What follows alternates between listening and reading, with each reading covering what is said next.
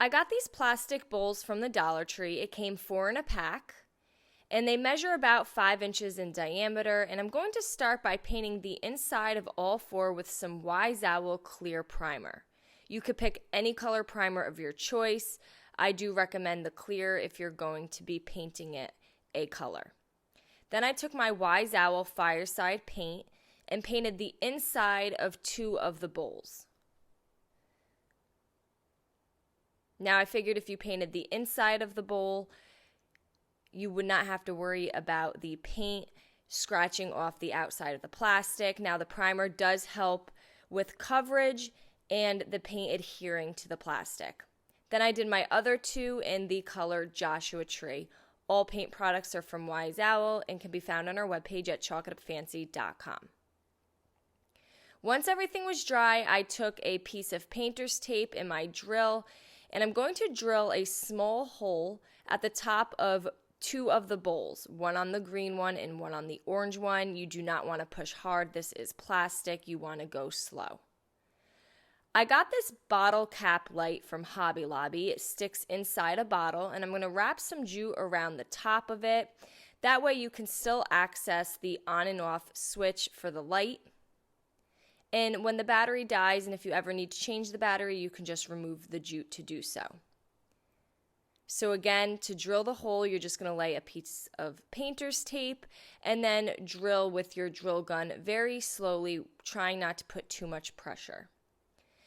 Now these string lights are coiled up for the packaging, but you can just slip that right through the hole that we drilled, and then I'm going to glue the top onto the plastic bowl. You can use some hot glue, and the E6000 works great with plastic as well.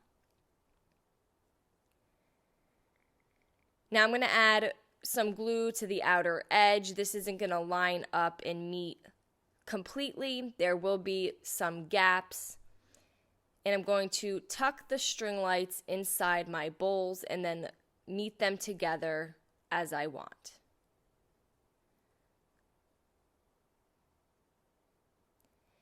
Next, I'm going to take some thick jute and I'm going to wrap it around the plastic bowls.